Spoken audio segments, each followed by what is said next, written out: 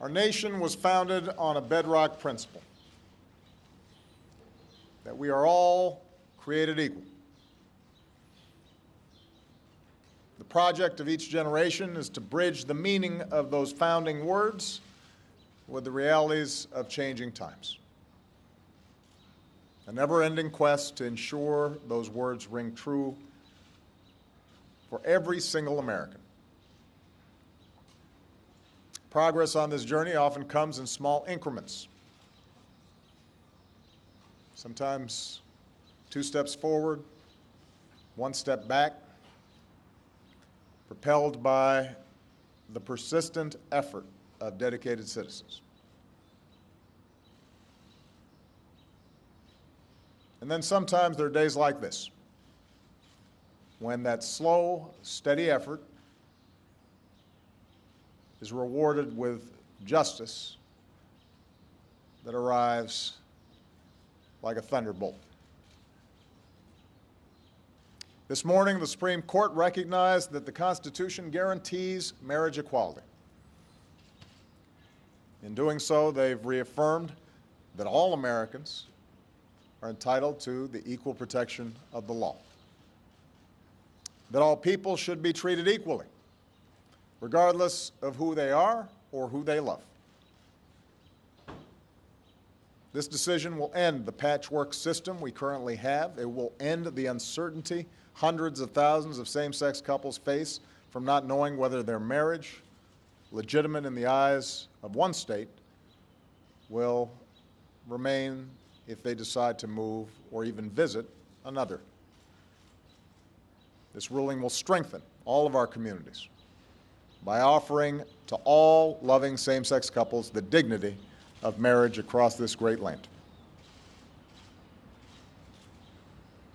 In my second inaugural address, I said that if we are truly created equal, then surely the love we commit to one another must be equal as well. It is gratifying to see that principle enshrined into law by this decision. This ruling is a victory for Jim Obergefell and the other plaintiffs in the case. It's a victory for gay and lesbian couples who have fought so long for their basic civil rights. It's a victory for their children, whose families will now be recognized as equal to any other. It's a victory for the allies and friends and supporters who spent years, even decades, working and praying for change to come. And this ruling is a victory for America. This decision affirms what millions of Americans already believe in their hearts. When all Americans are treated as equal, we are all more free. My administration has been guided by that idea. It's why we stopped defending the so-called Defense of Marriage Act, and why we were pleased when the court finally struck down a central provision of that discriminatory law. It's why we ended Don't Ask, Don't Tell. From extending full marital benefits to federal employees and their spouses, to expanding hospital visitation rights for LGBT patients and their loved ones, we've made real progress in advancing equality for LGBT Americans in ways that were unimaginable not too long ago. I know change for many of our LGBT brothers and sisters must have seemed so slow for so long. But compared to so many other issues, America's shift has been so quick. I know that Americans of goodwill continue to hold a wide range of views on this issue. Opposition in some cases has been based on sincere and deeply held beliefs. All of us who welcome today's news should be mindful of that fact. Recognize different viewpoints. Revere our deep commitment to religious freedom.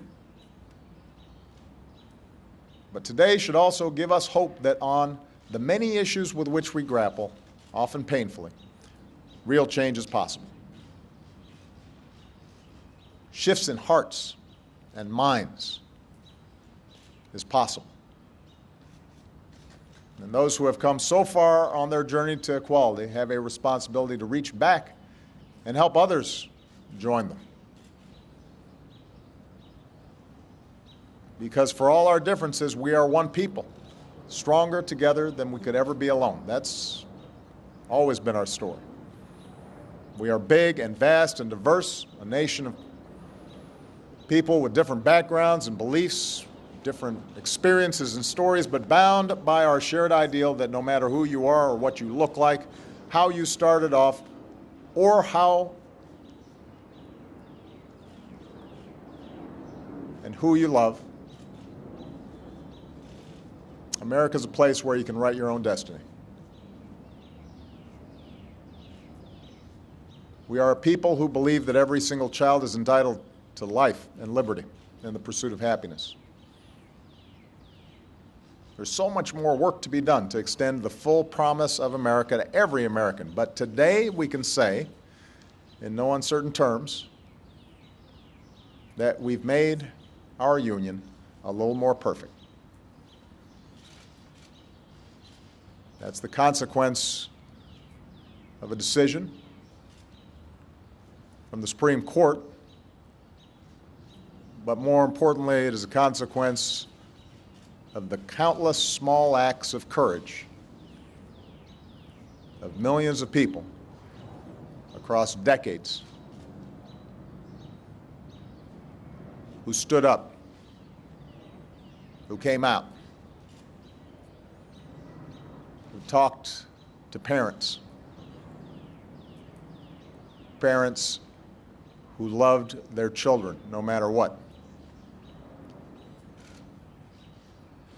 folks who were willing to endure bullying and taunts and stayed strong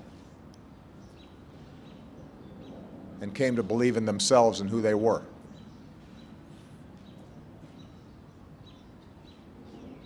And slowly made an entire country realize that love is love.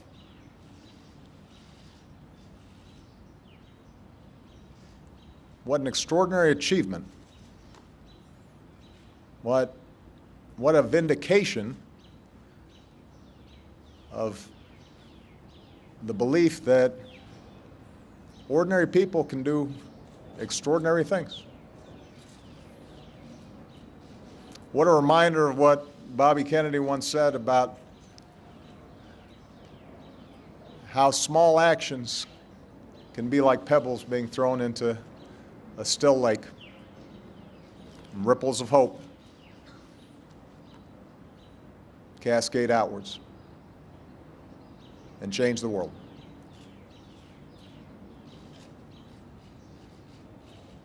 Those countless,